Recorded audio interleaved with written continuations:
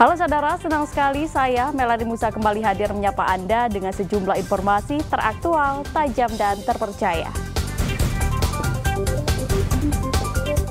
Selama 60 menit ke depan, sejumlah informasi sudah disiapkan tim redaksi Liputan 6 SCTV Jawa Timur.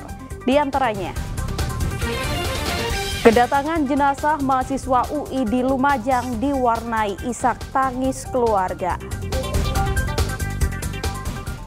Dua pencuri spesialis mobil pickup di Surabaya dilumpuhkan timah panas. Pagelaran apik tarian kolosal Bedoyo Putri Mojo Sakti di Mojokerto.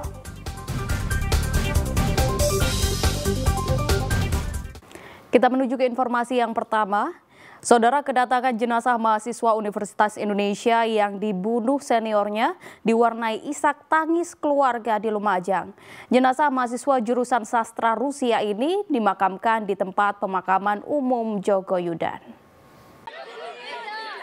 Isak tangis keluarga pecah saat jenazah Muhammad Naufal Jidan, 19 tahun, tiba di kampung halaman di Kelurahan Tompo Kersan, Lumajang.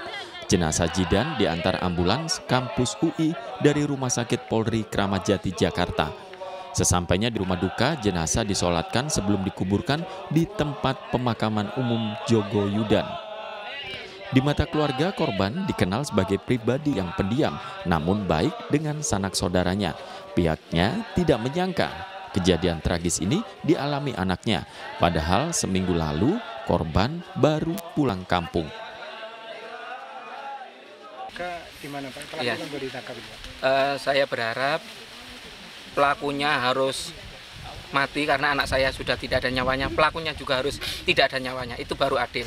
Bagi saya seperti itu. Terima kasih.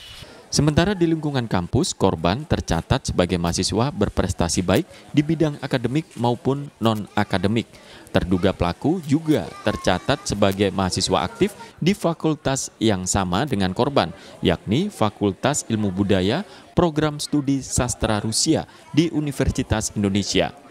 Ya, saat ini terduga pelaku ya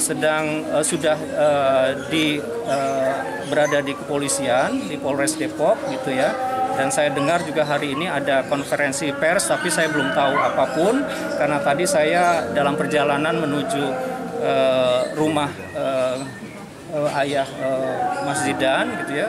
Muhammad Naufal Jidan, mahasiswa UI, ditemukan tewas di tempat indekosnya dalam kondisi terbungkus plastik. Nur Salim melaporkan dari Lumajang.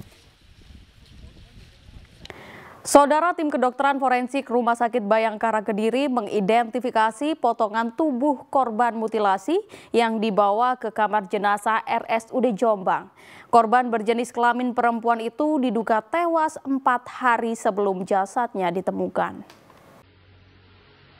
Setelah bekerja hampir 5 jam, tim dokter kepolisian forensik Rumah Sakit Bayangkara Kediri bisa mengidentifikasi tubuh korban mutilasi yang ditemukan di Kecamatan Mojowarno, Jombang. Ada 2 karung yang berisi potongan tubuh manusia.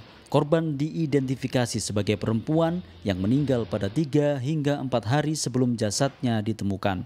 Usia korban antara 30 hingga 35 tahun, tinggi badan 145 hingga 158 cm, berkulit sawo matang, serta berambut lurus sepanjang 33 cm. Waktu kematian menurut hasil dari otopsi jenazah ini berumur sekitar 3-4 hari yang lalu. Kemudian dari ciri-ciri yang bisa diidentifikasi, jenis jenazah yang ditemukan tadi malam itu perempuan, usia antara 25 sampai 35 tahun, dengan tinggi 145 sampai 158 cm, rambut lurus sekitar 33 cm, kulit berwarna sawo matang. 2 karung berisi potongan tubuh manusia ditemukan seorang pencari ikan di tepi sungai Desa Japanan, Kecamatan Mojowarno, Jumat malam 4 Agustus. Saat ditemukan, kondisi jasad mulai membusuk, tidak ada identitas apapun di sekitar korban, bahkan jenis kelaminnya juga belum bisa diketahui. Jenazah langsung dibawa ke kamar mayat RSUD Jombang. Datang ke rumah nyari saya, terus ketemu saya, bareng-bareng ke sini untuk memastikan apakah itu mayat atau bangkai hewan, ternyata saya lihat tadi kelihatan organ tubuhnya yang berupa kaki, dan langsung saya telepon ke anggota polsek. Waktu ditemukan terbungkus karung sak dua. Setelah tim forensik mengidentifikasi tubuh korban, Polres Jombang masih mencari bagian kepalanya. Untuk membantu pengungkapan kasus ini, tim Jatanras Polda Jawa Timur menurunkan 2 tim. Dwi Mujarso melaporkan dari Jombang. Saudara, pria yang belum diketahui identitasnya tertabrak kereta api di Lamongan hingga tewas. Korban sebelumnya membawa sepeda ontel tiba-tiba berhenti dan berjoget di tengah rel kereta api. Naas dari arah timur muncul kereta api barang hingga tertabrak. Petugas bersama warga Sabtu malam mengevakuasi pria yang ditemukan tewas di jalur rel kereta api di Desa Kebonsari, Kecamatan Sukodadi, Lamongan.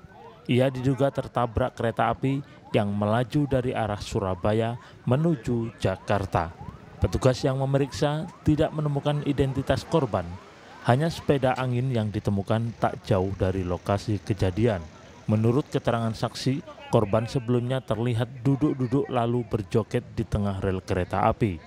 Ia diperingatkan warga namun tidak mengindahkannya sehingga tertabrak kereta yang lewat. Orangnya tadi itu di mana coba? Katanya teman saya loh, ya kan? Katanya teman saya tadi itu orang itu rokokan gini menghadap ke sana gitu. Di tengah rel? Iya, di tengah rel. Terus setelah itu? Akhirnya terus ketubruk gitu aja. Orangnya bawa sepeda motor atau bawa sepeda pancal? Sepeda pancal. Orang mana nggak ngerti Pak ya? Tahu, nggak bawa KTP gitu. Identitas korban masih belum diketahui. Warga di lokasi tidak ada yang mengenalinya. Kasus korban tertabrak kereta ini masih ditangani aparat Polres Lamongan. Sapari Ranuwijaya melaporkan dari Lamongan.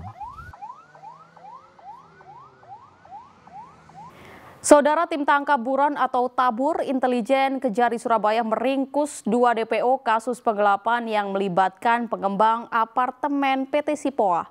Dengan kerugian para korban pembeli apartemen total senilai 12 miliar rupiah. Budi Santoso 51 tahun dan Clemens Soekarno Chandra 51 tahun diringkus tim tangkap buron Kejari Surabaya di Jalan Brigjen Katamso Waru, Sidoarjo. Keduanya masuk dalam daftar pencarian orang sejak Juni 2023. Budi Santoso dan Clemens merupakan terpidana penggelapan kasus apartemen Sipoa yang merugikan debiturnya senilai kurang lebih 12 miliar rupiah. Dalam putusan kasasi Mahkamah Agung RI nomor 131 tahun 2020, keduanya dijatuhi hukuman selama 3 tahun 6 bulan penjara. Salah satu korban apartemen, Agus, meminta perkara ini tidak berhenti. Ia juga berharap uang seluruh debitur dikembalikan. Jadi itu dengan 5.000 ke atas, 5.000 korban ke atas, itu kurang lebih 800 miliar. Tapi kalau fakta di pengadilan sendiri terkatakan 12 miliar. Kalau fakta ini kan hanya untuk satu PT saja. Jadi yang 12 miliar itu cuma satu PT saja. Jadi kalau dia mempunyai beberapa banyak PT yang melibatkan banyak sekali PT-PT yang lainnya. Kalau PT-PT yang lainnya totalnya segitu Pak. Karena kita berdasarkan paguyuban yang ada, total seluruhnya kurang lebih 5.000 ke atas. Pak, keinginan korban selanjutnya apa ya? Keinginannya cuma mudah kok Pak. Kita minta supaya uang kita, hak kita dikembalikan. Itu yang pertama. Yang kedua, kalau memang dia harus berproses secara hukum, silakan berproses secara hukum. Itu saja. Kedua buron ini dibawa ke Kejari Surabaya untuk diperiksa dan langsung dijebloskan ke Lembaga Pemasyarakatan Kelas 1A Medaeng, Sidoarjo. Selamat Riyadi melaporkan dari Surabaya. 2 pencuri spesialis mobil pickup di Surabaya dilumpuhkan timah panas. Selengkapnya usai jeda pariwara berikut.